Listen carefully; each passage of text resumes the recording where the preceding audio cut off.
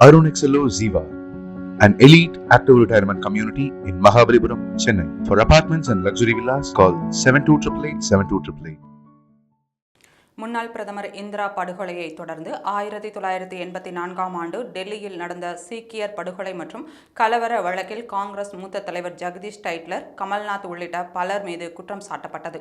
முன்னதாக இந்த வழக்கில் காங்கிரஸ் மூத்த தலைவர் சஜ்ஜன் குமாருக்கு ஆயுள் தண்டனை விதித்து டெல்லி உயர்நீதிமன்றம் ஏற்கனவே உத்தரவிட்டிருந்தது.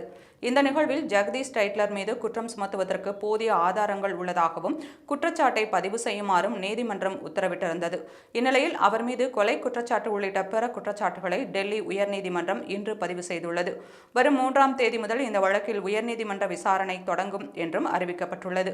இந்த வழக்கில் 1984ஆம் ஆண்டு சீக்கியர்களுக்கு எதிரான கலவரம் நடைபெற்ற போது அங்கு வந்த ஜெகதீஷ் டைட்லர் அதை தூண்டிவிட்டார் என்பது சிபிஐயின் குற்றச்சாட்டு.